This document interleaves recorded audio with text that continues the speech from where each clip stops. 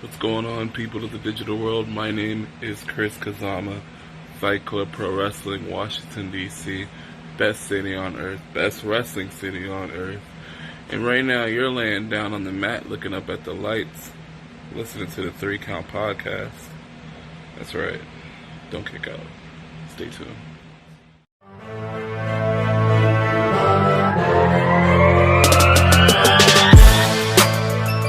Ladies and gentlemen, boys and girls, children of all ages, D Generation X proudly presents the New Age. Whoa, wrong. Oh my God, you were trying to get that wrong intro. That over. Ladies and gentlemen, my name is Chaz Evans, and you are listening to the 3 Count Podcast. Let's go down my faction. Introducing first, he is the Red Dog. He is the game. Triple Miller. Oh shit! Speaking of things that come from '99, holla, holla! All these bitches get the dollar, dollar. Catchphrase. That's it. That's it for me. Yo, just look at everybody's face right now. I can't wait to put this clip up. Oh, I can't wait. Oh, that brought a tear. That was a tear. Introducing next. He is the 42-time. You know what? It's Chris Idol. Chris Idol's here. And Damien Fatale's here as well, the super villain. JJ's not here. Showtime Grimes might be late to the show as always. Who knows? This is our review show for Slammiversary 2020. Wow, why are you making this sound so dismal? Because it was actually good. It was a great show. Yes, it was. That was a great show, but this show probably won't be right now. Oh, come on. Come on, Nah, don't be like that. I know, right? You had all those hit singles. Anyway, ladies and gentlemen, this is the 3 Count Podcast. We got the Red Dog here. We got Chris Idol, and we got the supervillain. Like we said, this is our review show for Slammiversary, but we always got our announcements. So, if you have not listened to the latest episode of Now Entering the Ring, then you need to stop this episode right now. And continue listening to this episode, and don't get us canceled from the last episode. Yeah, what he said. Anyway, listen to that. Now Entering the Ring. Brett Ryan Gosselin, the Notorious One, BRG. Definitely go listen to that episode. Also, if you want to support your favorite wrestling podcast, and why wouldn't you? Monetarily, that is, go check out the ProWrestlingTees.com/the3CountPod. Gonna get my words out. To get yourself a 3 Count Podcast shirt. We just uploaded some new shirt designs. Trust me, you'll like the new one. So definitely go get yourself a 3 Count Podcast shirt. Let's get down to the Wednesday night rundown. Alrighty. So, this is the 1 week removed from the NXT Great American Bash versus AEW Fighter Fest, a little battle we had for the past 2 weeks. But AEW had Fight for the Fallen, which was benefit all proceeds, I think, from their shop on a certain shirt was going to COVID-19 relief fund. So let's go here. But the numbers look like this. AEW, after getting butt raped 2 weeks in a row by NXT, came back. In viewerships, not the demo, okay? Yeah. Oh, yes. And viewers. They won the demo. Yes, they did. They won the demo. Anyway, the numbers look, the AEW are back up with a win with 788,000 total viewers, while NXT came in with 631 total viewers. NXT's numbers were down from the week prior, and AEW's numbers were up from the week prior, which if you're keeping a total score, which we are, AEW's win streak is now 31 to NXT's 8. And they've tied only once. And that is the Wednesday Night Rundown. So, with that being said, let's get on down to the Red Dogs Power Rankings. We just want to thank Hollow Drive for their cover of Danger Zone because it's awesome. So, let's get into this, right? So, this is going to be kind of a unique power ranking. I'm not even going to lie to you guys. We're going to start off with number 10. Deonna Purrazzo makes our list. Definitely love the match. So now everybody's going to be like, oh, yay. Good notes. Next up, we're going to go with number 9. I know a lot of people are going to find it shocking. First time viewing them, seeing these guys, and I really fell in love with their team, even though they haven't been around. They've been around for a long time. So Motor City Machine Guns coming in at number 9. Number 8. We have to give it up, man, because SmackDown actually had a good match.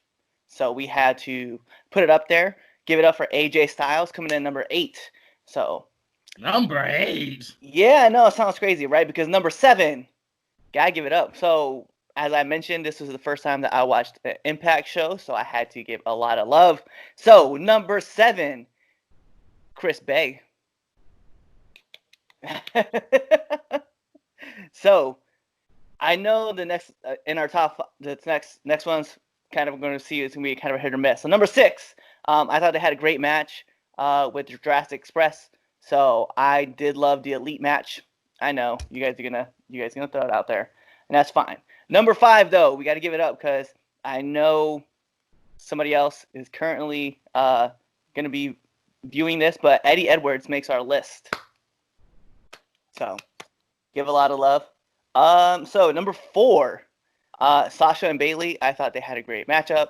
Sasha and Karen. We're not doing that. He's not on the show. So number 3. I feel like our listeners would be upset if someone didn't call her Karen, even though I don't agree with it at all. So number 3, give a lot of love. Kevin Owens. I thought he had a great match. I wanted to keep that up there. Number 2, Keith Lee. Uncle Keith. Yep. Because obviously him and Dijakovic can always just tear the house down no matter what. So number 1, I'm going to be honest, I really enjoyed this match. I enjoyed the storytelling of this, especially with all the controversy that was kind of built up by some certain fans. So Cody gets the number 1 spot. But if I could put Sonny Kiss in this match, if I could put him on the list, he would definitely be right there with number 1. So it would be Cody / Sonny Kiss. So I just wanted to put that out there. But there it is. All right. Those are the power rankings for this week. I hate number 6 with a passion, but hey, it's not my power rankings. So, all right. Here we go. Now it's time to get into the main course, the meat and potatoes of the show.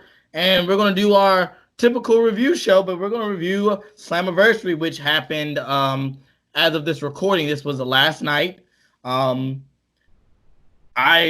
in all, we got to give a big shout out to Mr. Idol here.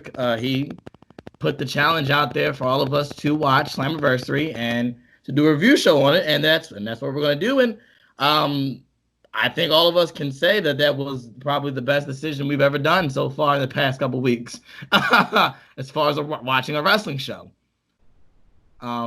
So, with that being said, let's get right to it.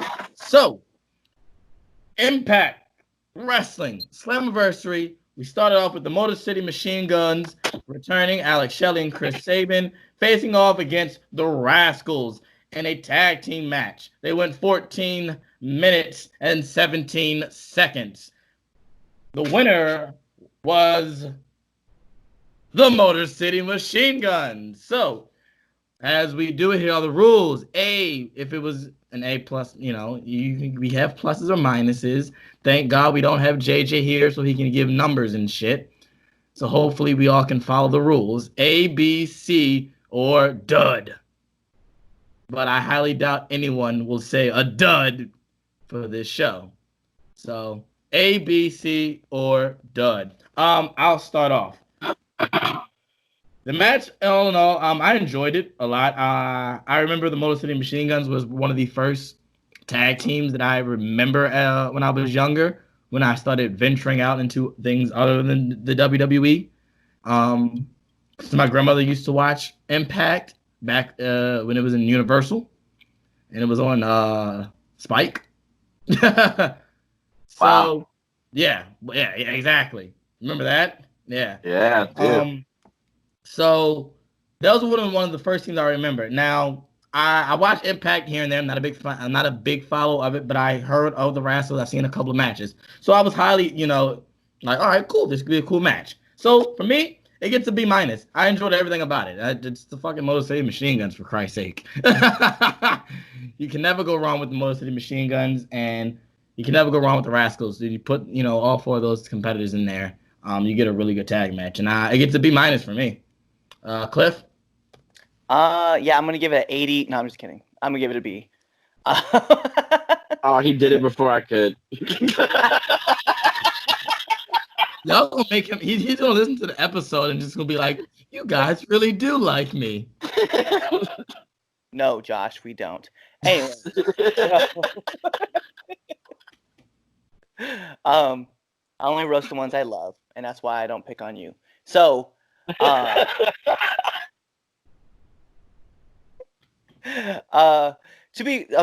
I've never seen either team, right? So I had no idea like who either guys were. So this was definitely the first show for Impact in a long time for me to watch. But what I thought was funny was that we had talked about this previously, and we thought that possibly it would be like the Good Brothers that were being called. So it was a nice a change. But I will tell you something. I did tell Jeremy today while we were out training, right? I legitimately popped for Motor City Machine Guns. I've never seen them before. So when I'm sitting on the couch like this watching the show, and all of a sudden, they're like, "All right, who's gonna come out?" and the music starts playing, I was just like, "Oh man, this is gonna be lit." I was like, I've never seen them before, and I was like, I instantly got attached, and I thought the match was great. I love their finishers. I was, all their signatures and just things that they were able to do. I thought all four worked well together. So, yeah, I definitely gave it a solid B, man. All right, Idol. I'm gonna give it the same grade. Motor City Machine Guns. They are a huge influence on all of the younger tag teams that are up and coming today. Like pick any team that's out there right now, they've got some kind of influence of the Motor City Machine Guns. It's good to see them back. I guess you could say home. This is where they back. They fit right in. It's almost as if they haven't aged. The Rascals, I love their act.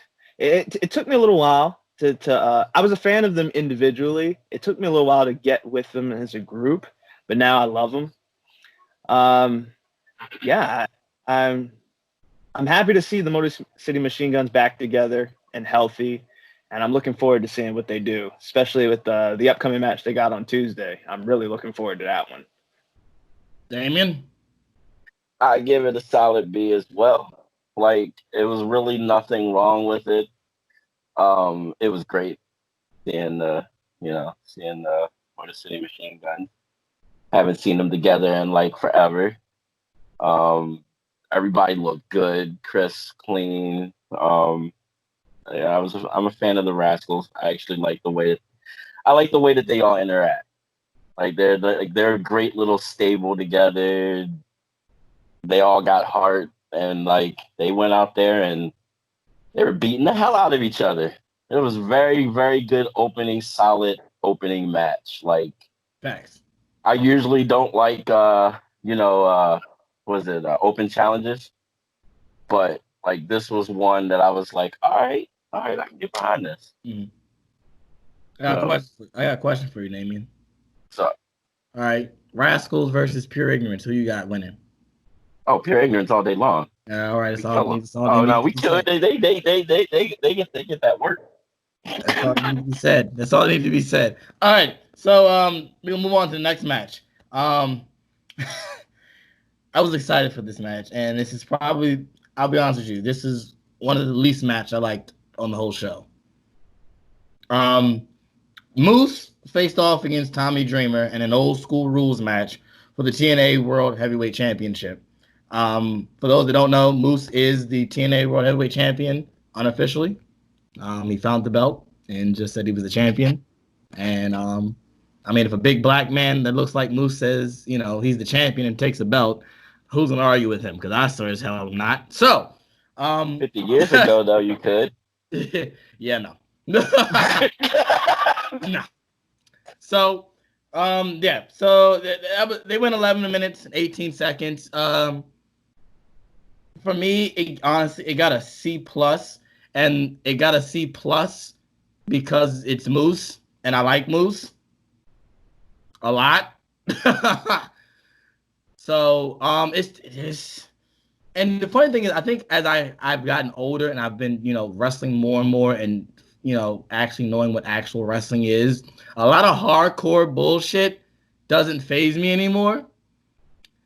And there was a lot of things that just did not faze me anymore. And I'm just like, we're just hitting people with furniture just for the sake of it. And I made the joke to myself. I said, "Oh, if I don't see thumbtacks in a Tommy Dreamer match, this isn't a Tommy Dreamer match." And then 5 minutes later, thumbtacks show up, and I'm like, "Oh, there we go." So, yeah, it gets a C plus for me. The match wasn't bad. Like, that's not like it wasn't a bad match. It was a real letdown from the tag match previously. I will say that.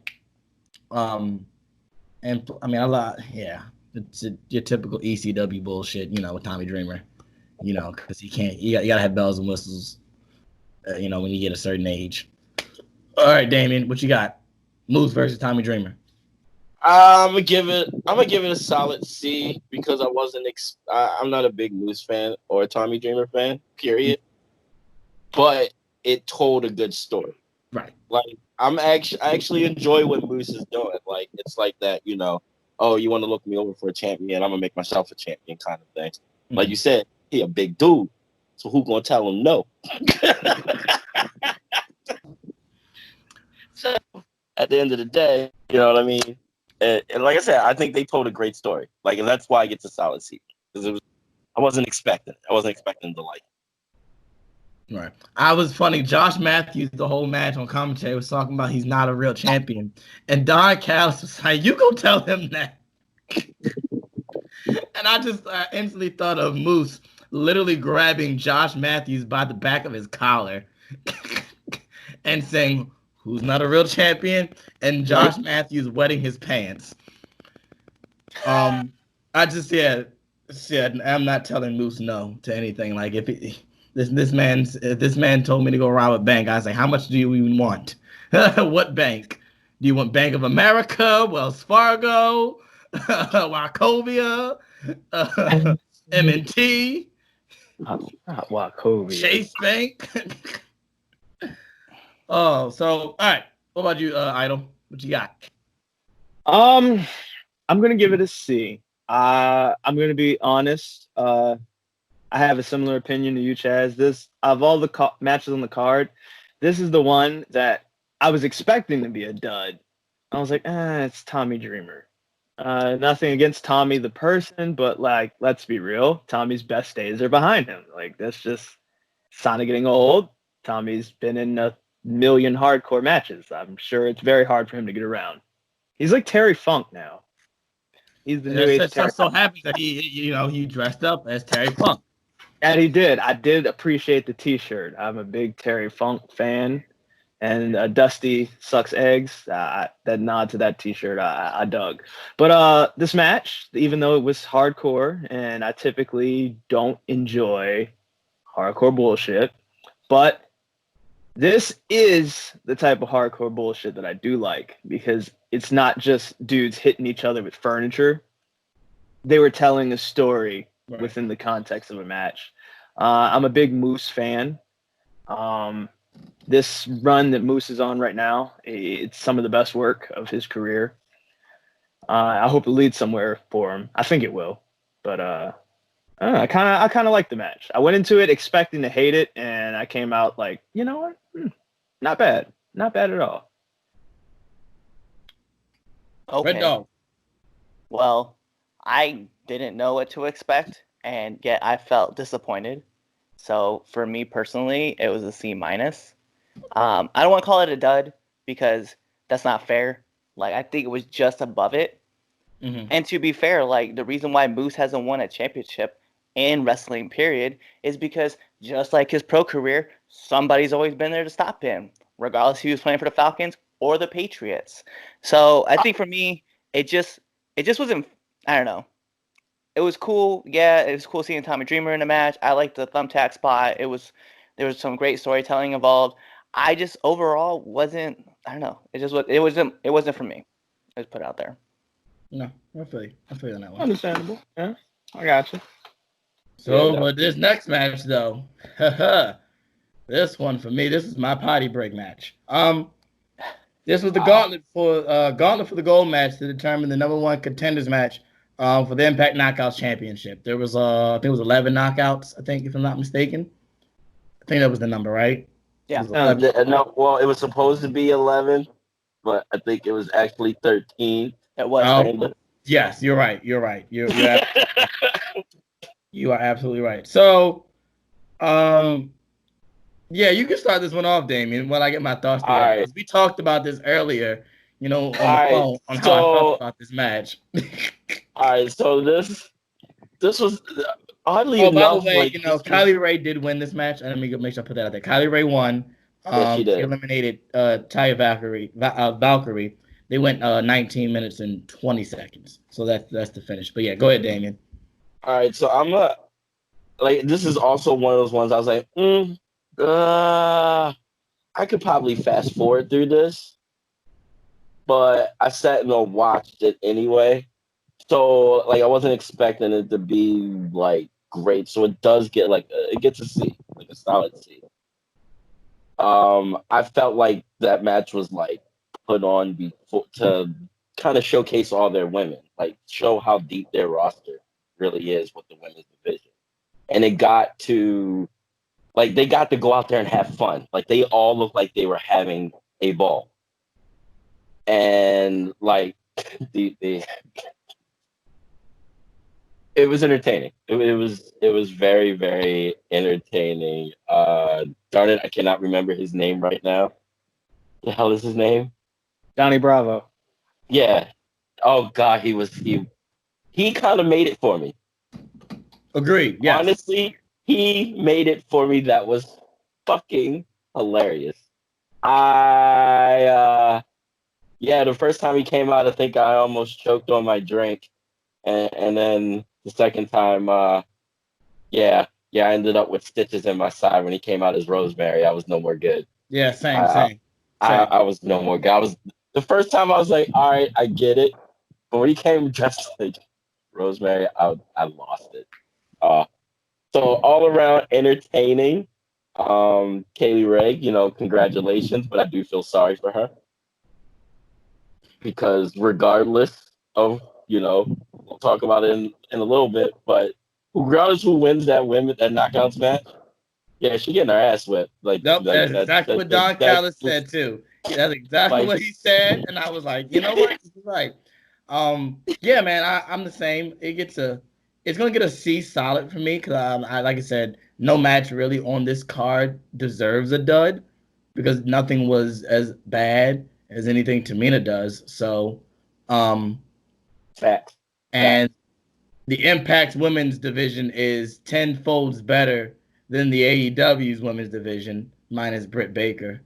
So no match deserves a dud. But like I said, this match, I'm not a big clusterfuck match guy. Only big matches I like are the Royal Rumble.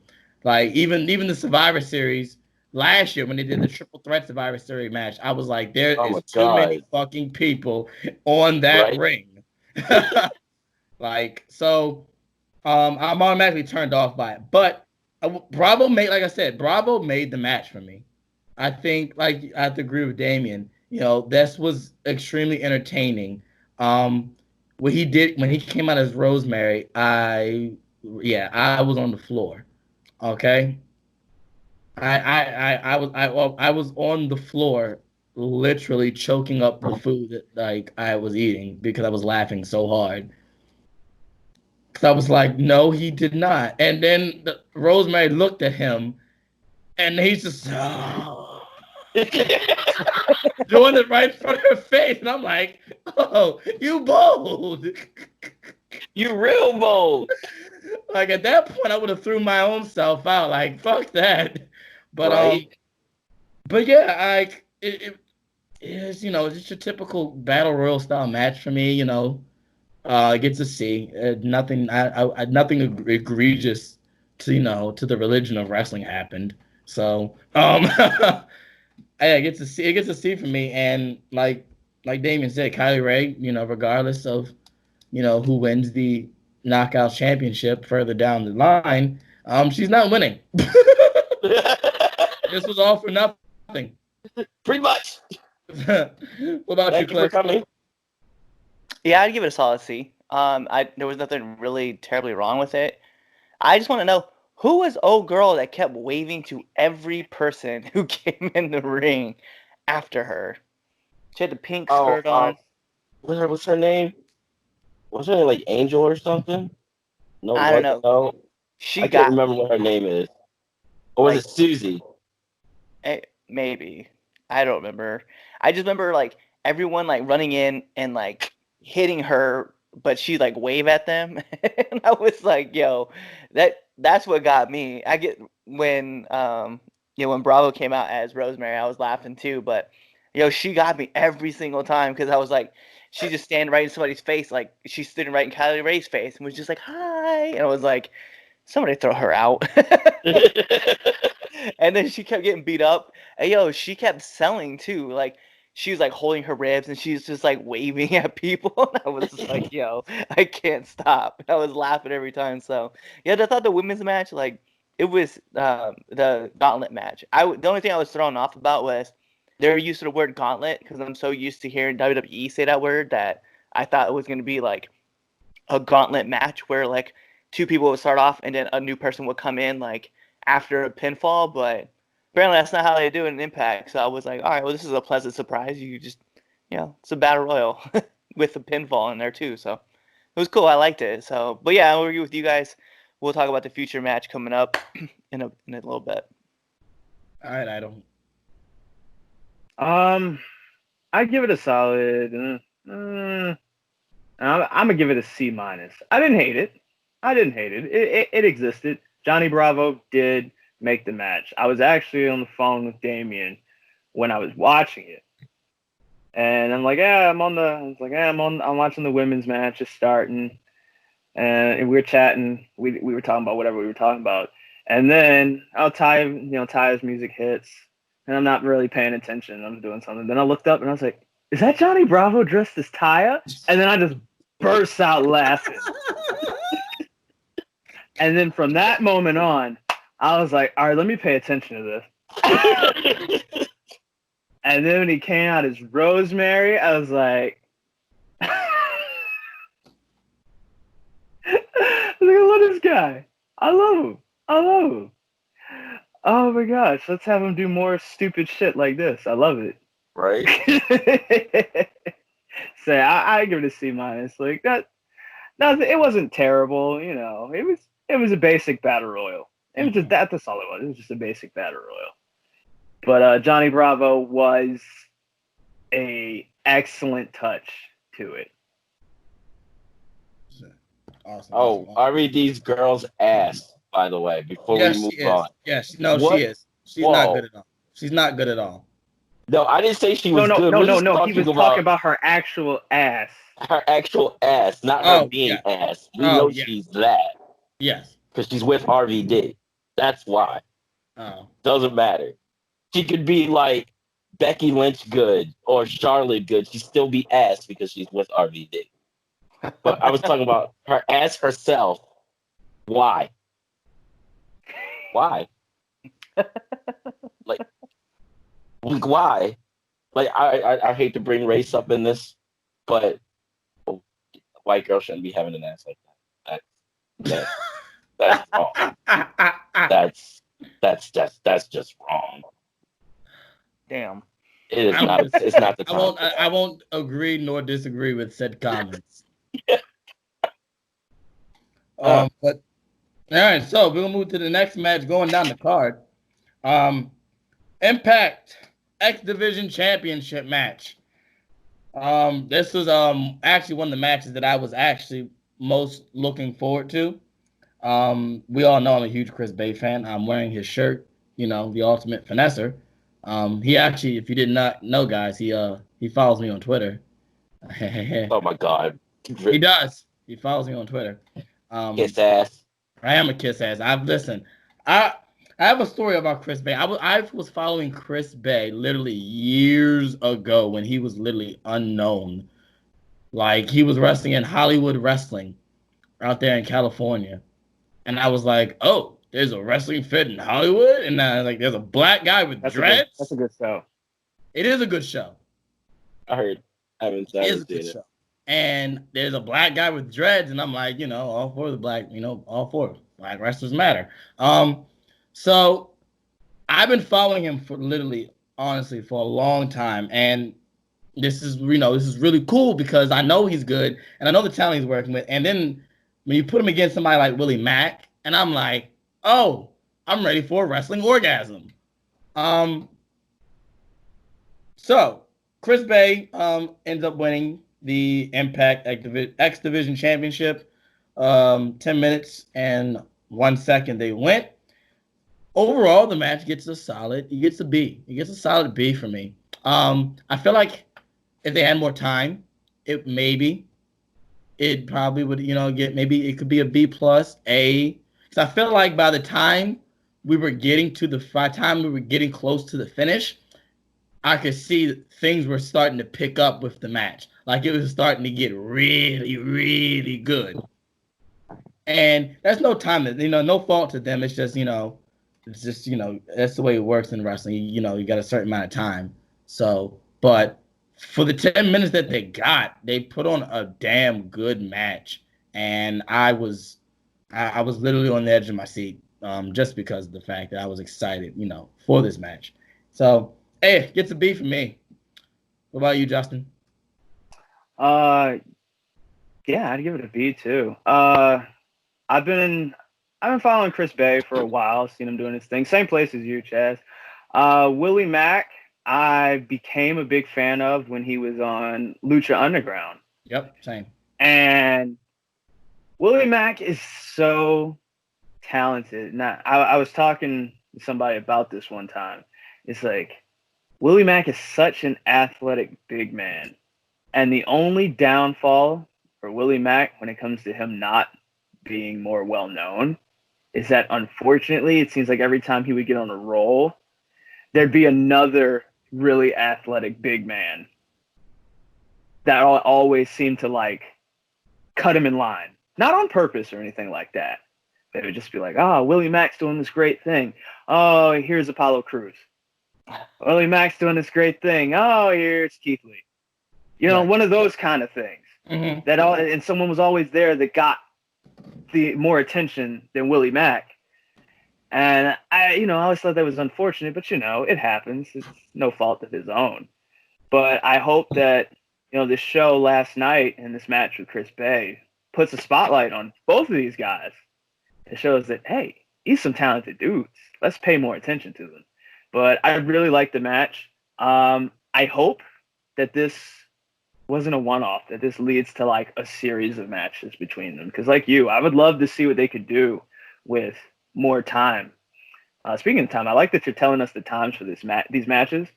Because when I was watching, I was like, man, it felt like that match was really short, because it was. So I hope we get to see that match again with more time. Because I think they could really create something special. Cliff? Yeah, so I think they could have shortened down Moose's match by like 4 minutes and given that extra 4 minutes to this match. Because like you said, like the match started building up steam and it was like, bam, over. And I was like, well, wait a minute. Like I'm now invested in this match, which is why I will give it a B minus, not on anybody's fault, right? I just think that had you given more time, I think I would have been more invested into the match than I was. And I think the other part too was knowing that move that Chris Bay's been working on on Twitter and then seeing him try to hit it in the Impact match, I was kind of disappointed a little bit because I'd seen him hit it so clean before, and then watching him try to hit it on Willie Mack, like it flopped, and that's why obviously he had to do his old finisher to get it accomplished. But that's no fault to them, right? Because whenever you're trying something crazy, something's gonna happen. So B minus. I felt like if I had more time, it probably would have been more to the B plus part. So it's no fault on them. It's just that's the way time goes. And you were telling a great story leading up to it, and then it just kind of. I felt like it's like watching a. It's gonna sound fuck when I say this. It's like watching a plane crash. It was like going so well, gets to cruise control, and it's like bam, finish. And you're like, cool. Right. Crazy enough, that's not the worst thing that anyone's ever said on this show. No, That is true. it's not. That is true. That is. That's like such an awful thing that Cliff said, but you know how it got no reaction from any of us. We're just like, oh right, plane crash. Yeah. Mhm. Like okay. I could imagine. Yeah. I could imagine like this match was like the Titanic, like right as it hit the iceberg, like get to that point where like sink. Damien, what you got for this match? Well, considering that I just found out who both these and I'm gonna be nice because I was gonna say something rude, but these gentlemen were. It's so bad that I already know what you're gonna say. Yeah. But like I started becoming a fan of Willie Mack. I'm still, new to Chris Bay, but like That's okay, because guess Yeah. what? We're going to get him on the show soon. well, I'm just saying, like the match was like you said, it was a little too short, but like I got it, if that makes any sense. Like I know it was like short and abrupt, but I felt like going into the match, like Willie Mack should have he whooping his ass. Like hands down, that's who I thought was gonna go over. I was like, yeah, this title's not changing. So they totally got me on that, and I think that's why I respect the quick finish. Like, Okay, I got it. it was short. So like Chris was saying, like hoping that it's more. Like this is not just the end of it. Like we get a nice healthy feud out of this and a nice series of matches over the X Division Championship. So I think that's why I was okay with it being short, because I was sucked into it. Like I was actually in the middle of playing a video game and totally died and was like, well, I'm not going to respawn right now and I'll finish watching this real quick, because it sucked me in literally from the start of the bell to the finish. So Gotcha. yeah, it gets a solid B. I'm actually excited. I'm just on the Chris Bay topic. I'm glad he went to Impact, and not Same. just saying. It looks like he's able to find himself. Right. I feel like if he had went NXT anywhere or else, AEW. anywhere else, I feel like he would have got lost in the shuffle. Agreed. I honestly Yeah. feel like, and he would have just become just another guy. But like Impact was the perfect place for him to shine and show, what he can do both in and out of the ring. Mm-hmm. I don't necessarily feel like anywhere else he would have gotten that opportunity, except for maybe Ring of Honor. He would have got the show I was just about to say that. But that's out of the ring. Possibly But out of the ring, I don't feel like he would have got the opportunity to showcase his personality. Yeah. So Impact was the perfect place for him to go to get the best of both worlds and not get lost. Yeah. Yeah.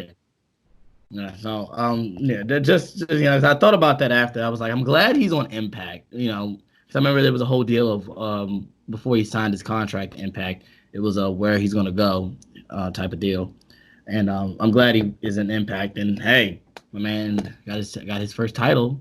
That's the X Division title, which is a very illustrious title. So Yes, it is. A lot kudos of to awesome people had that. exactly like my favorite wrestler AJ Styles. But moving on, Go. congrats to the ultimate finesser Chris Bay. I'm ignoring Damien Fatale on that one. You better not. I Here will we choke go. you out. So this next match. Oh man, hit this next match. All right. We had a tag team match for the Impact Tag Team Championship match. We had the North, Ethan Page and Josh Alexander, winning against Ken Shamrock and Sami Callihan. They went 15 minutes and 56 seconds. Idol, you can start on this one. Okay. I am a huge fan of the North. Specifically, Ethan Page. Ethan Page was, when I started getting into indie wrestling, like following it on a regular basis, he was one of the first people I gravitated to. Because in Evolve, he had this big feud with Johnny Gargano. So for a while there, he was my favorite independent wrestler. Josh Alexander, I didn't know too much about.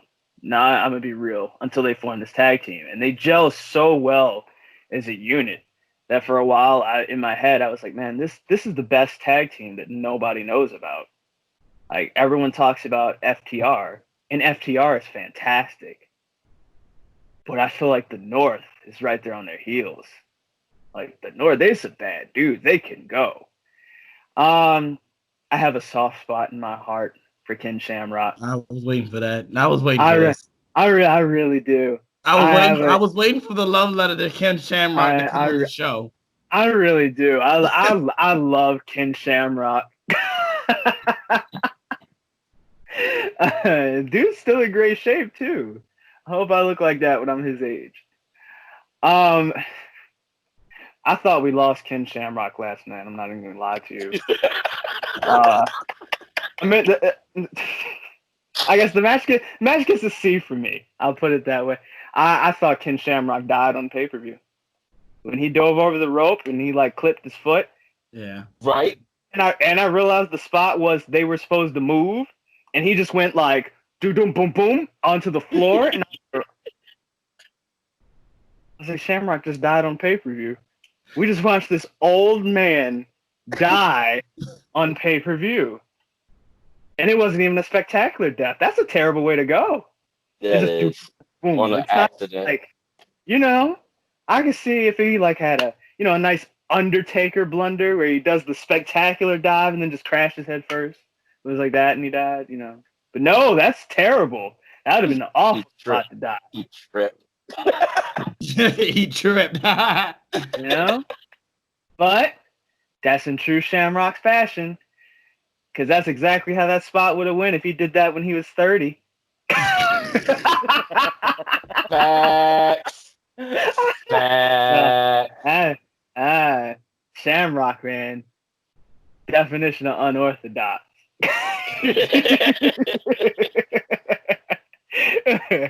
But the real talking point of that is the aftermath of the match. With the setup to the match that I think it's safe to say we're all really looking forward to that. Motor City Machine Guns versus the North. Facts. Right. I think I'll make a bold prediction. Here, guys. All right. I think the North versus Motor City Machine Guns is going to be better than FTR versus the Young Bucks whenever that happens. Bold prediction. Oh, okay. Okay. Yeah. Yeah, I'm gonna have to agree with you on that one. This is That's why I'm calling it a bold prediction because I know that that sounds like whoa, what? But I think I got that feeling that I just feel that I feel it.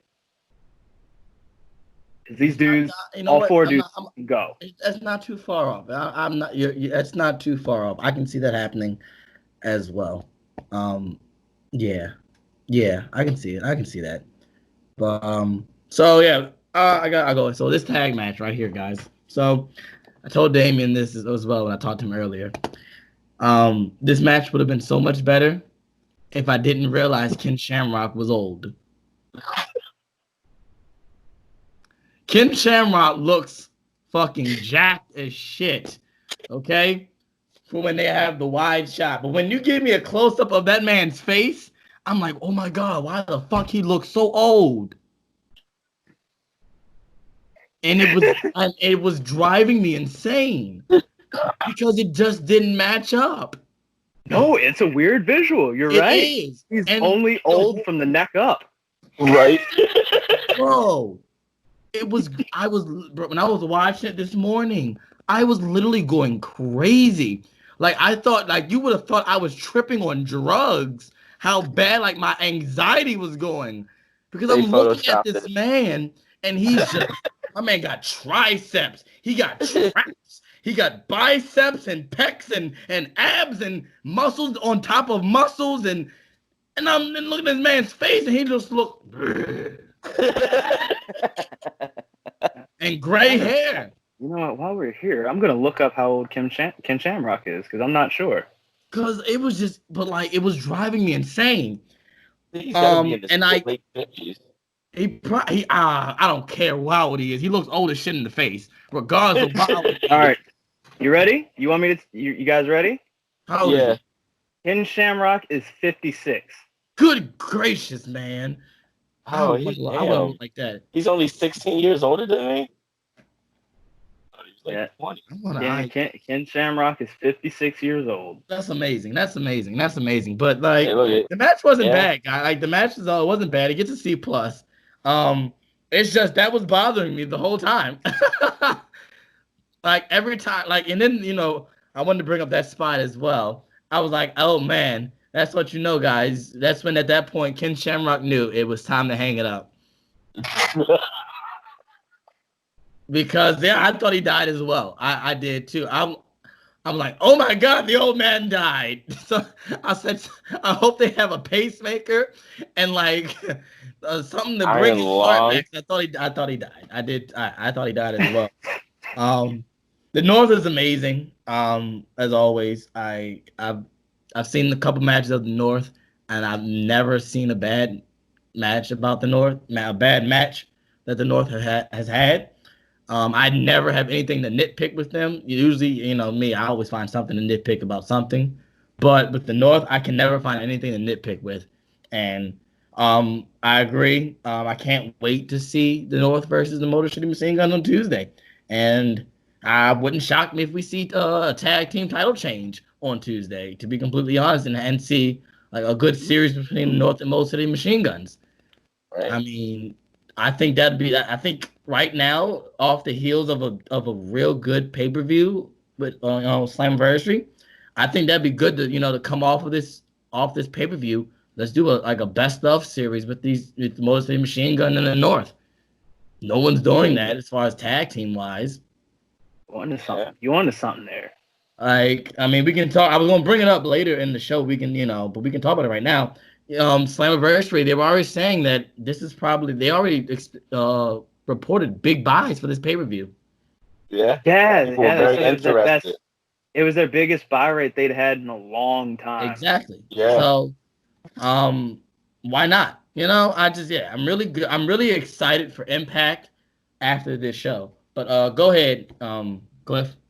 What you got for this?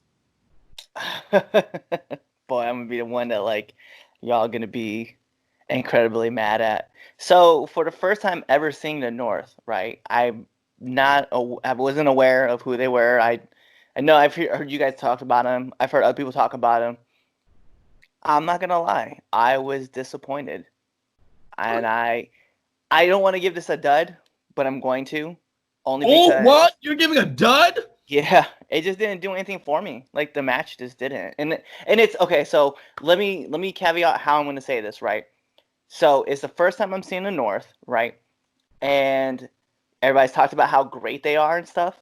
But to be fair, it has nothing to do with the North. It has to do with the fact that there's a 56-year-old man who still thinks he's 25, who's still trying to do crazy stuff in a ring. He got lost numerous times in the match. That's a fact. He did. You could tell like he got lost. He had like 8 different moves that he was trying to do, and he just didn't hit them clean. I'm not a fan really that much of Sami Callihan.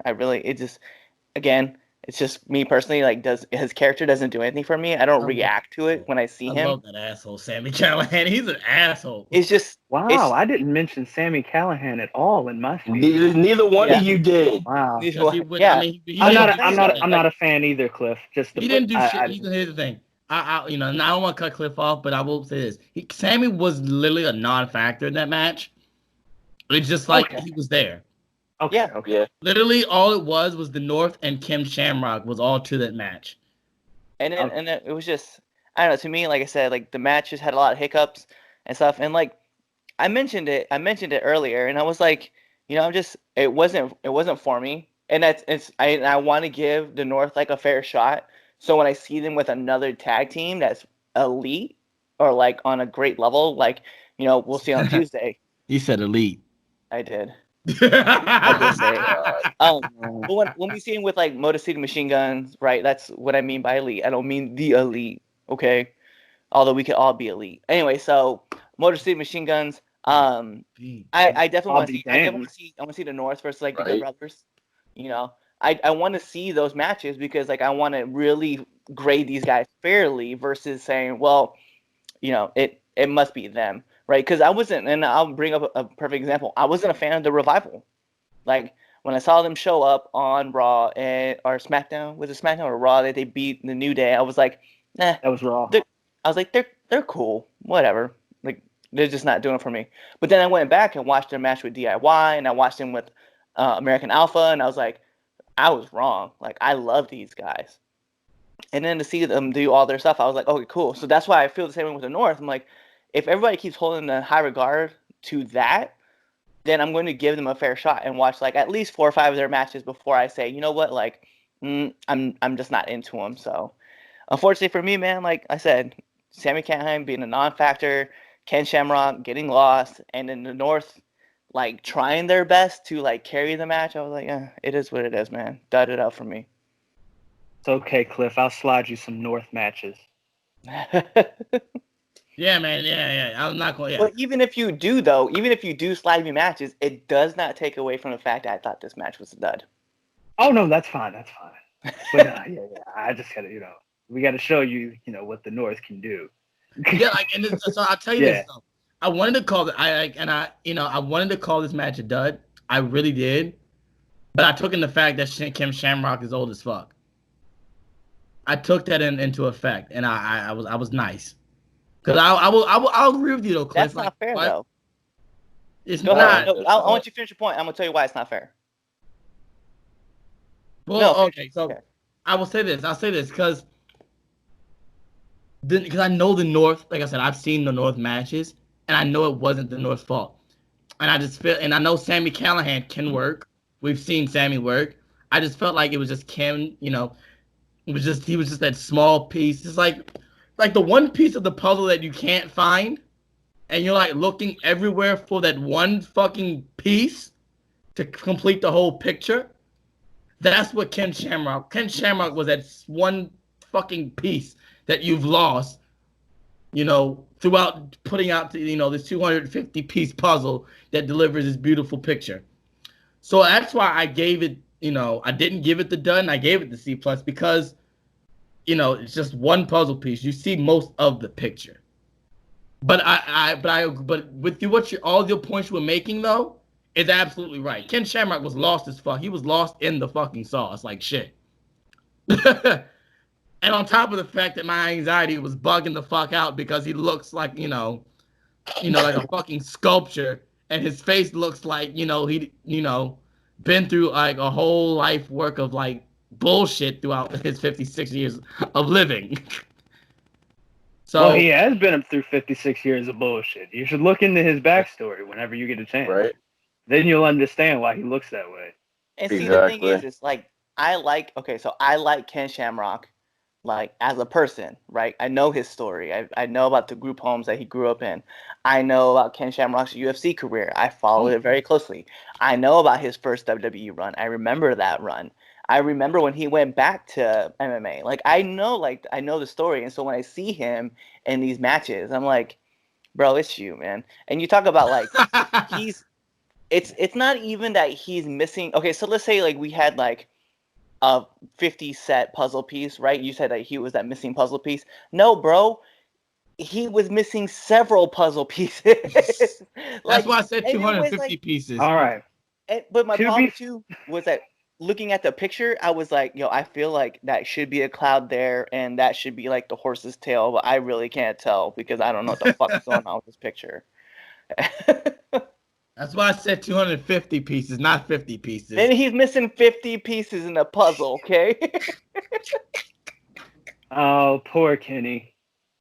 He's missing Bad part 1/4 of the puzzle Bad piece. part is, he's just as good now as he was 20 years ago. It was the same story. He just looked a lot less old. But you know what? To be fair though, WWE had like a good idea of like how to hide like his weaknesses. So Oh that yeah, they just had looked him like this- yeah, be insane. Yeah. Yeah. stand up on the. I don't know anybody who stands on like He the would just, he steel would. steps.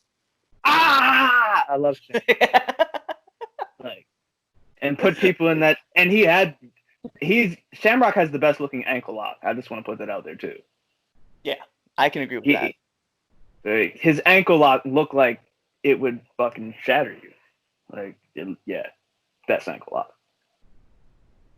Then Kurt second, and Hager should stop trying. All right. So I David, agree. did you give your points? No, I didn't. Yeah, go ahead. All right. Let's be So great. Ken Shamrock. so I had to, I had to really, really think about this one because like I enjoyed the match for what it was, kinda. I mean, because I like the North. Like I fucked with the North, but like, yeah, it got ruined for me because Sammy Callahan. He just looks like he needs to take a bath. He really needs a bath. Well, he's from Ohio, so. Yeah, that explains a lot. That's why I can't stand him. Fuck him in Ohio. Anyway, with that being said, God, the match was like so confusing. Yeah, right. Shamrock looked like he was lost. I mean, like he looked amazing, but especially towards the end, it was just like it was like he had an old man moment. Like Alzheimer's kicked in right then and there. Like, oh shit, I was supposed to do that. And then like when he crashed and burned, it was almost like he forgot that he was gonna die. It was like, oh yeah, I'm gonna die. Hold on, what am I gonna do? And then yeah. So I'm gonna have to agree with Cliff. This is a dud. It was Wow. very disappointing. He's Like, I didn't want it to give it a dud. Pieces. Like I didn't want to give it a dud, but like actually like really thinking about it, it was like it wasn't the North's fault. Like I will say that. It was like they were trying to make shit into chicken salad. Yeah. And it still tastes like shit. Yeah, it was very sloppy. It got like the beginning of it was good. It was almost like Ken Shamrock got concussed like Goldberg.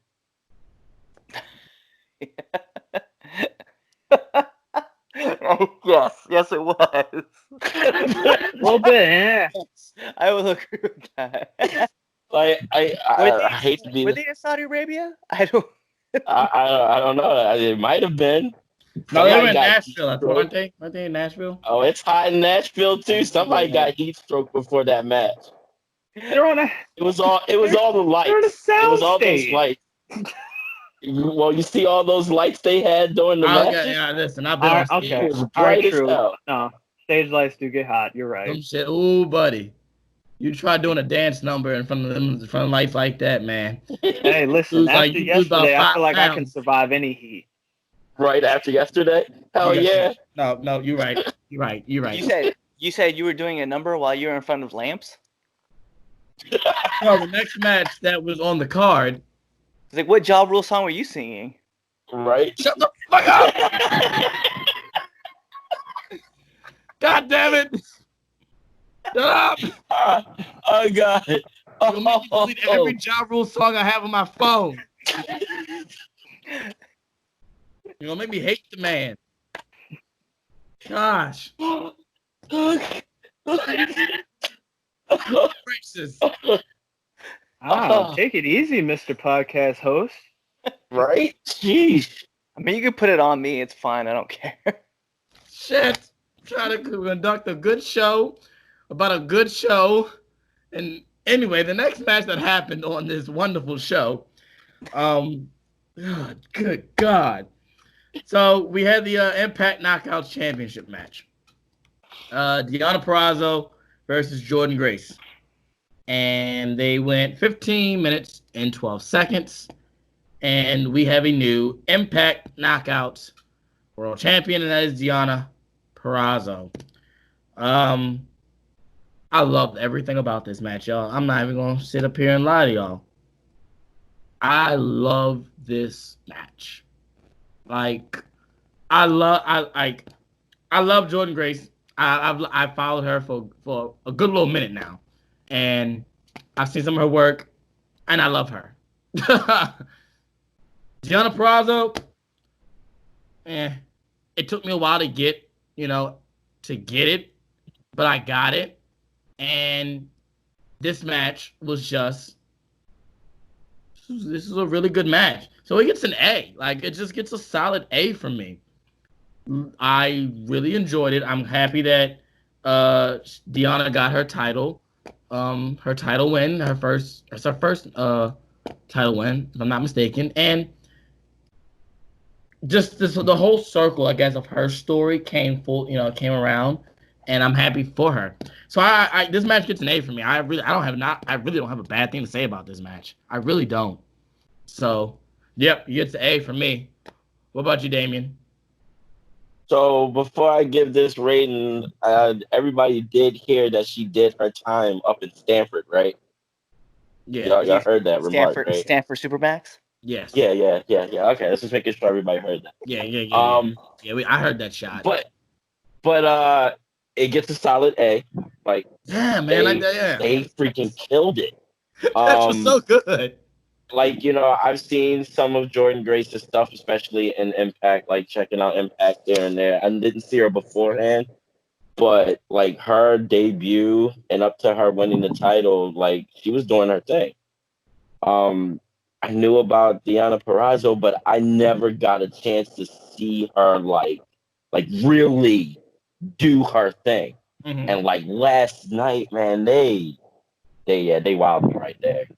Like, that's one of those that I can watch it back again, like right after it was over. Like they were hitting harder than some of the men. Yeah. They were fucking each other up. You would have thought somebody stole somebody's man. Facts. But like I don't have anything bad to say about the match besides I think Deonna Purrazzo looked like she gained some quarantine weight. So I wasn't the only one that thought that. I thought I was. No, because the last time I saw her, she was like a lot smaller than that. I thought I was. But it didn't look bad though. It didn't look bad on her, but you could tell that. Right. I was like, I don't remember her looking like that on NXT. But her being thicker though made her hits more believable. True. Like her being a little bit bigger, like it. I feel like it made me believe in what she was dishing out and taking more believable. Mm-hmm. And then when she locked on that submission, it was believable that she could make Jordynne Grace like tap out because that's a big girl. Yeah, that's a big, strong girl. Mm-hmm. And she hits hard too. So it was. I think about Jordynne Grace any day of the week though.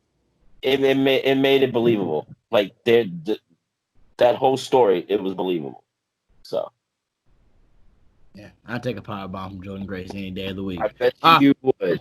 Yeah, I'm gonna have to agree with you guys. I loved this match. Give it a solid A as well. We all on point today. Yeah, one of my favorite parts was the fact that the storytelling was that Deonna Purrazzo was going after Jordynne's power and just like taking her weapons away, and I just loved like this, just the direction of like, hey, I'm just gonna keep aiming at her hand, and I really did like her match. I think it's funny how you guys brought up about how she looked a little thicker. She actually mentioned that. I don't know if you guys listened to did the Chris Van Vliet interview she did. She talked about that because WWE, well, the Stanford Yeah. Supermax, Yeah. they weren't utilizing her and kept saying that she wasn't ready. So the more she kept hearing she wasn't ready, she started to like just kind of withdraw and just kind of like not do as much as she wanted to. So she says she noticed that she gained some weight and that once she got released, she started trying to get back into shape. So seeing her, like, yeah, she's definitely she's acknowledged it, but she did look really good though. I'm not gonna lie, Yeah. and it did Right? make me believe Yeah. that she was like putting more power into her hits. So I Yeah. definitely felt it, and I loved the way she finished the match too, and where Right. Jordan really couldn't tap either, and she just had to keep saying, she's like, I give, and like it was cool, man. So it's definitely much appreciated. I think it was funny. I heard someone say earlier today too that it's great to see that Impact is putting a title on another person who couldn't make it in WWE, which is not fair to say because Purrazzo actually got her start at Impact. I know that much Yeah. about her, but I really appreciated it. I like seeing her, and hey, shout out to the Virtuosa. I like it. All right, Idol. What you got? All right, let me tell y'all something, okay? I like my women the way I like my oatmeal. And Deonna Purrazzo was looking like my breakfast. Now that I got that out the way, I give the match an A. Tell me he did not just say that. Yes, Oh, I he said did. Oh, I said it. I was like, ooh, is that a bowl of Quaker Oats in the ring? Oh, no, that's Deonna Purrazzo. But So what you're I saying is give that the you were match an mesmerized. A. Very much so. I give the match an A. They told a beautiful story. They had a beautiful match. I've seen a little bit of Deanna's stuff on the indies, but this was the first time that I really got to see her in an element where she could really sink her teeth into not just a match, but also a story.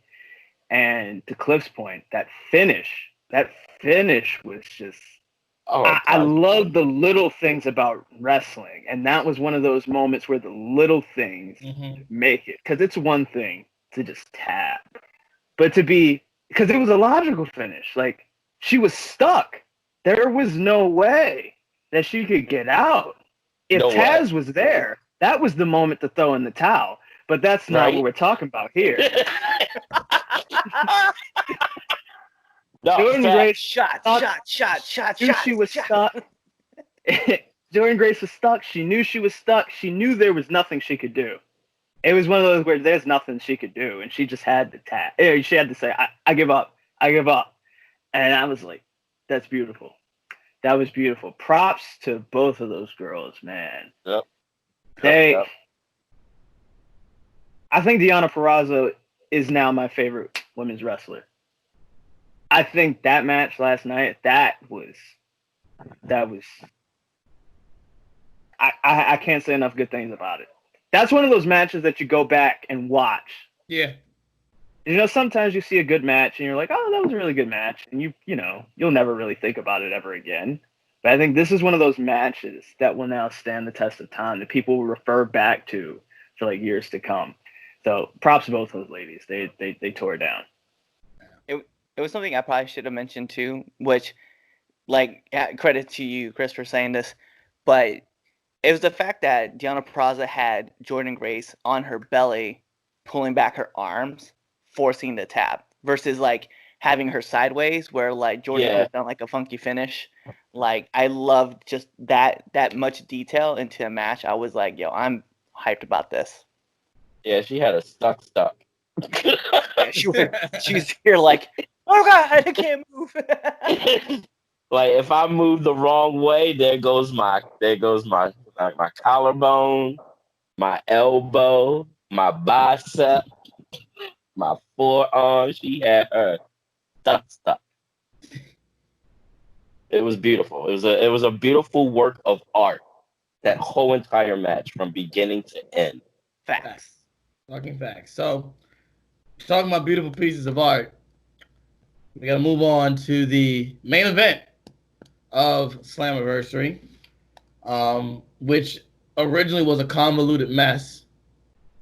Tessa Blanchard being the Impact World Champion at said time, but Piece of shit. she got the boot, and the title was vacated. So it was originally a fatal 5-way to start out with, then it turned into a 4-way, and then it came back to being a fatal 5-way by the end of it. Elimination match for the vacant Impact World Championship. Ace Austin, Trey, Eddie Edwards, and the mystery superstar was Rich Swann. But who was in crutches earlier. Exactly. He was on crutches earlier. He was on crutches earlier. Rich Swann was the surprise superstar. But lo and behold, 12 o'clock hit, ladies and gentlemen, on Saturday morning, and that 90-day complete clause means jack shit anymore. So with that being said, Eric Young returned to I'll say he returned home. Yeah. And he placed himself in that match, and it became a fatal 5-way elimination match for the Impact Championship. They went 24 minutes and 25 seconds, and we were guaranteed a new Impact World Champion no matter which way it went. And the new Impact World Champion is Eddie Edwards. Eddie Edwards defeated Ace Austin, Trey, Rich Swann, and Eric Young to become the new Impact World Champion. This match for me, I really did enjoy this match, and it gets an A- from me. It does. It gets an A-. I didn't think Eddie Edwards was going to win. My pick, I really thought they were going to give it to Ace Austin. I don't know what it is about Ace Austin, but this will be a inside joke. But Ace Austin reminds me of AJ Shadows, and not in a good way. But but anyway, back to the point. My point. I thought Ace Austin was going to win the belt. He was my pick to win. So I was actually shocked that he didn't win. But I'm glad Eddie Edwards won. But this was really good. The Impact had to do something. They had to do something with, especially with the whole Tessa situation. And I guess you can kind of call this a reset. I guess you can call this Slammiversary the reset button, I guess, in a sense, for Impact in a whole. Because, we got all this new talent coming in. It's just, and, behind the scenes stuff is changing. So Eddie Edwards is a good pick, and I'm happy for Eddie Edwards becoming Impact World Championship, and that's why it gets an A- from me, man. Like everything flowed in the match. Each spot, it didn't seem like it was just spot monkey addiction, as a certain broken one would say. So it gets an A- from me. I really enjoyed the main event. What about you, Cliff? There was somebody else that was in this fatal 5-way match that was supposed to be there but got removed. You asked the wrong person on that one. Elgin. I think Elgin was originally supposed to be in that match. Yes. Was it? Yeah. Elgin, Yeah, I think he was going to win, actually. Yeah. I think he was going to actually win the whole thing. He probably was. Yeah, that's why I was like, I know there was somebody else that was supposed to be in this match who got cut too, because that's why they had the special person coming in. It was really cool. It's funny because especially with me predominantly being like AEW and WWE, as well as just now really getting more hardcore into New Japan. It was kind of a nice flush. Don't not say that you don't watch NWA Power. I know it's not on anymore, but you were watching that too. Yeah, well, no, here's the point. I was watching that hardcore. I really did. Yeah, but me and you were all talking every Tuesday about that. Damn you, Billy. Anyway, so In the words of one of my friends, "Oh, Billy." So here's the issue I thought was really kind of cool is seeing Rich Swann, seeing Eric Young, right? It kind of felt like I was watching this blending of like WWE talent mixing in with Impact talent, and it drew me more into the match because I grew attached to other wrestlers. I had no idea who Eddie Edwards was. I'll be honest.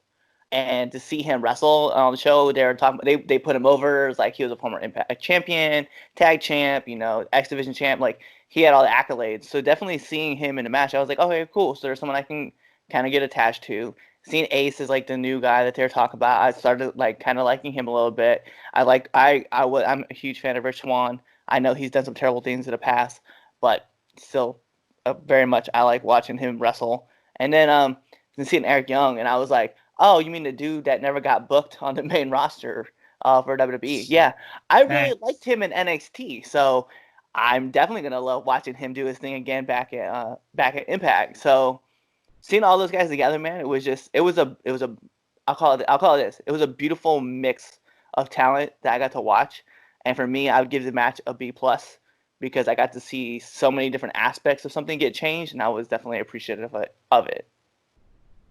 Damien? So I have to give it to Impact. That was a nice recovery for them to be able to fix that, put some new talent in there. Trey and Ace Austin, which, like I said, I like the Rascals. Like Trey is actually, I like his fire, his energy, very emotional. I love that.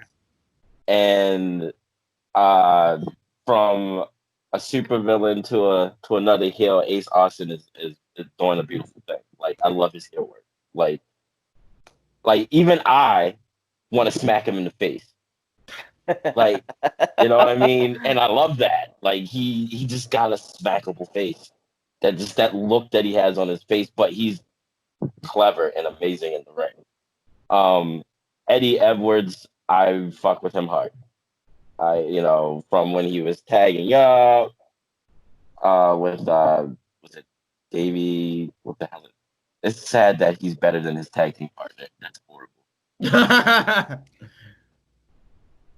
What's his tag team partner's name again? Idol. What was Eddie Edwards' tag team partner name? Davey Richards. That's it. Yeah, that's it. That guy. But nah, I'm happy for Eddie. Good job. It was all believable to put like the real up and coming young guy with the vet was like a beautiful thing. The little story between possibly Eric Young and Rich Swann. Yeah. That was cool. Rich Swann coming back after breaking his leg like that, it kind of reminded me of me when I broke my leg going into Madness. Like that was fast. Because I know that break was worse than what I did. So that like having that surprise, amazing. He looked amazing. Looked like he hadn't missed a step, actually. And of course, EY, he's always phenomenal. And I'm happy that he's actually back home. Like I was actually upset that he went to NXT. Like I feel like he should have never left Impact. I get why he did at the time, but yeah, Impact is his home. That's where that man belongs. So all in all, it gets an A- for me. It was a good match.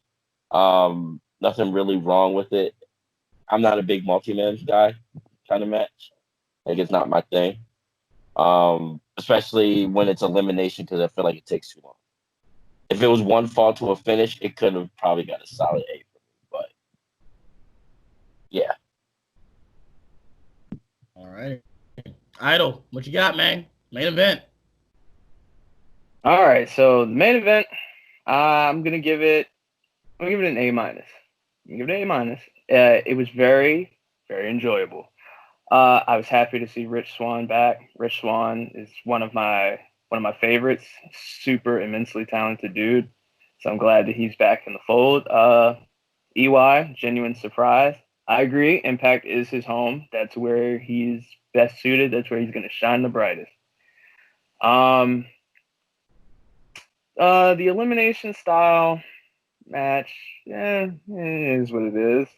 I think elimination style is actually it's better than one fall to the finish because it gets the ring less cluttered as the match goes on. You can tell more of a story. I don't know if I guess before all of the immense changes to the match, I think I probably would have picked Elgin to win. So going into this new revamp match, I didn't know. I didn't know who was gonna come out on top. I was kind of leaning towards Ace Austin because they've been giving him a lot of play on the show. Yeah, that's Yeah, what I yeah. think. As the sleazy, slimy heel, like he won me over when he was trying to fuck Eddie Edwards' wife. Yeah, That was the Right. story, and Right. that won me over. And then that was great. and then when he was trying to hook up with Trey's mom, Oh which was the God. next storyline, I was all That was great. like a strong part of me wanted Ace No, Austin. Trey's mom is hot. I'd hook up with her. I'm just saying. What? What? Shout out to Trey's mom. Trey's Shout mom, out if to you're Trey's listening mom. to the show. Yeah. Shout out. Hit me up on my Instagram. Damien and Chris My Idol Twitter. say hey. Yeah, hit me up my Instagram or my Twitter. DM me. I got you. I'm telling all your wives. I'll tell my wife too. It's okay. I'm gonna get shot once we're done recording. Mine's right here. I'll tell my wife. I got no problem. You want me to call her in real quick? But all in all, I'm happy that Eddie won. Eddie has been putting in that work. I was not an Eddie Edwards fan at first. I liked Davey Richards more. Eddie Edwards has slowly, very slowly, grown on me. So now I can say that I'm happy that he won. I think he probably was the most deserving person in that match. So kudos to Eddie. I'm looking forward to seeing where they go with this because they've lined up. There's a lot of people that he can go up against now. If we're being honest, Yeah, it is. they set the table real nice with Slammiversary for potential contenders. I think it's going to lead to. I think Moose is going to be the one to take it from him. Probably. I can see it. think that's. I can see it I don't know happening. when. Maybe Bound for Glory, but I think Moose is going to be the one to take it from him, and then that's going to be Moose's big moment. But jumping ahead of myself. Yeah, no, I want to say this was all in all was a good show. Like, Yeah, it was. Like all around, it's pretty solid. I feel like we're gonna do a disservice to people if we don't tell them about all the cameos that were made throughout the whole entire That is show. true. Oh yeah, that's Yeah. true. So Because I what, we definitely had want to Heath- bring up. We had Heath. Yeah, I definitely want to bring up the second best insult of the entire night, which was done to Heath Miller, who showed up at Slammiversary, where I don't even know dude's name, but he low-key told him the last time you were in a title match, you didn't last very long, and I was like, oh, that's I know, fucked right? up. That was low. That was low. That was fucked. That was low. That's why he deserved the hands. Yeah, I would have gave him the hands too. He got the hands. He got the hands for that. He was like, "All right, well, if you're gonna say that, I'm gonna give you this." I'm liking this new Heath though. I think he can shine here. Like, I think he's gonna do good and big things. Like he deserves it, man. He's been grinding. I honestly, since we're talking about Heath, I want him to go back with Rhino and as a tag team. I really enjoyed him as a That'd team. be fun. Oh god, yeah, that'd be fun. Like when they first hooked up as a tag team in WWE, I was like, but it grown on me, as as all things do.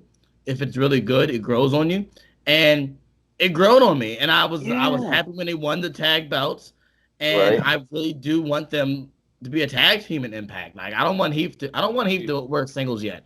I want him to first start out in a tag team with Rhino, and then let them two do a program first, before he sets out on his own. But let them do a tag team. Let us see that, because that shit's entertaining. That shit's entertaining. them two good together. Yeah, Like, they really are. They have they like gel. this very well, like very well. Like they gel to be two completely opposite, all on the spectrum. Heath and Rhino work really fucking well. So I Yeah, they really do. would love to see Yeah. that. But yeah, as far as the cameo is concerned, this was literally like, the Wrestling Avengers Endgame. Right. Well, so that's what Slammiversary was.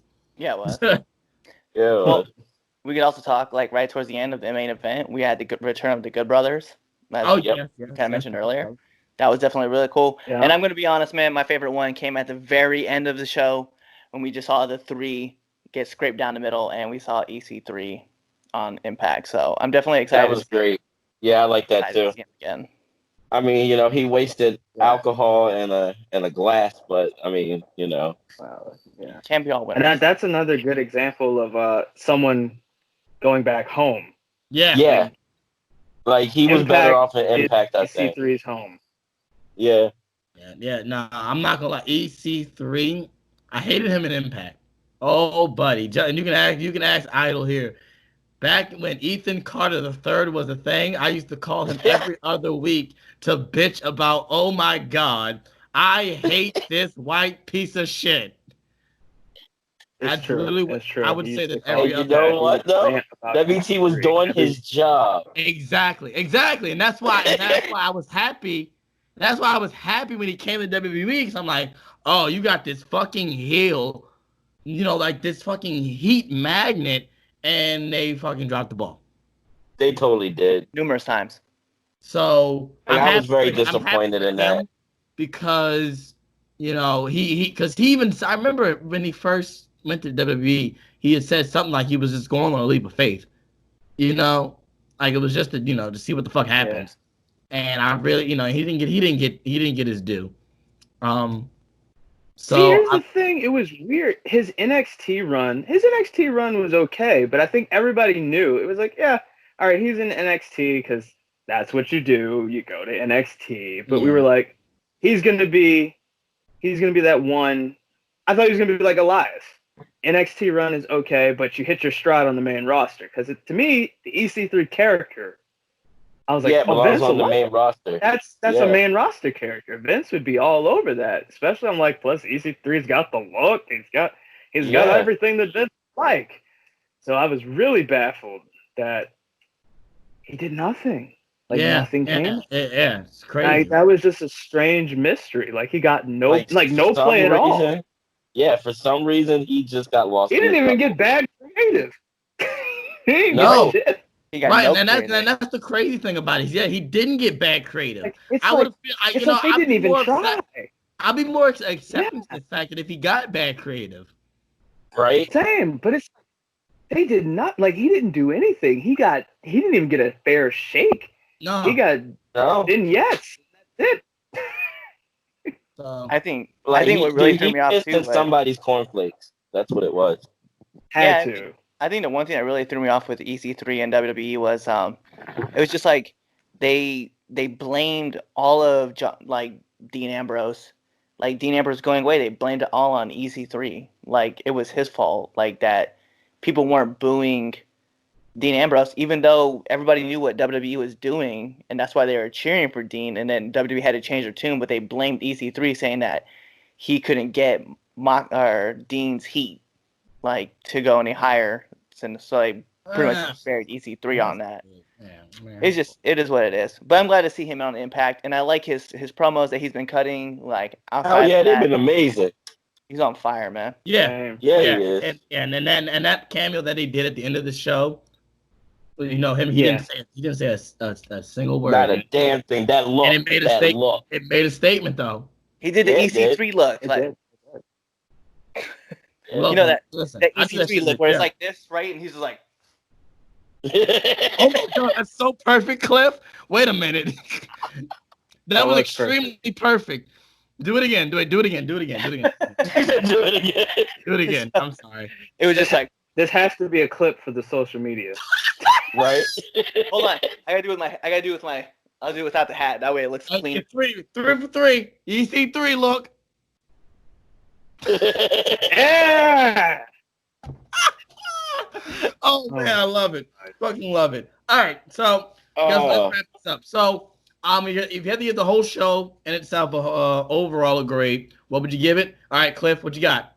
I give it a B. Give it a B. Idol? I'm gonna give it a B. Give it a I'm B? gonna give it a B plus. I'll give it a B plus. B plus. Okay, cool. Damien? I'm gonna have to give it a B plus too as well with everything all together as whole. Yeah. All right. I'm gonna give it a B, a solid B. So, all in all, Slammiversary was a great show. I cannot, say anything bad about this show. And Really, really, you could have took the camera off. yeah. Thanks. I thanks. Thanks, Idol. So I'm gonna sign off real quick. Make this real quick. Hey, listen. Yeah, make it quick. It's not who won. It's what happened.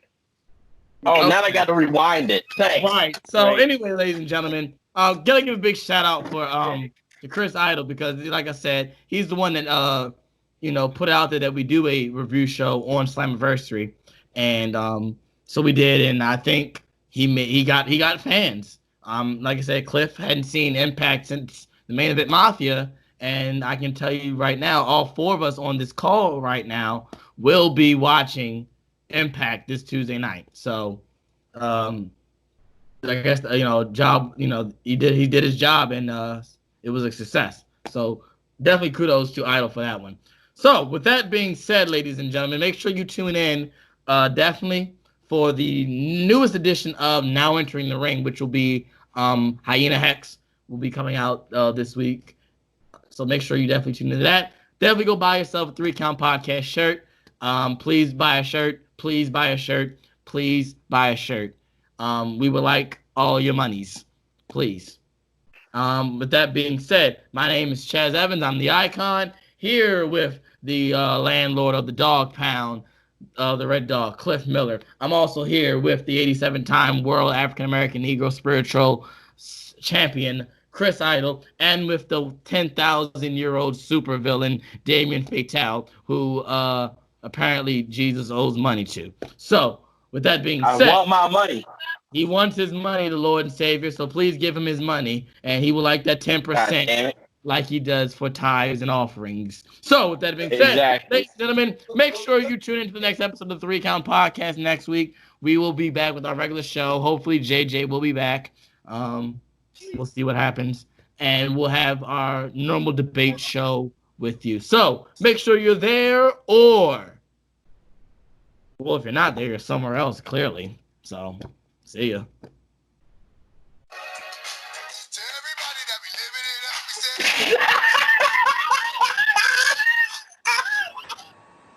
Hello, 3 Count Podcast. If you enjoy what you're watching and you wouldn't mind going out your day to support us, go follow us on Twitter at 3count_pod, Instagram 3countpod, and if you want to look dripped out like your boy JJ, go to prowrestlingtees.com/the3countpod, and it's the number 3. Oh, and by the mention, we have a YouTube channel, so go check that out. The 3 Count Podcast with the number 3. JJ out.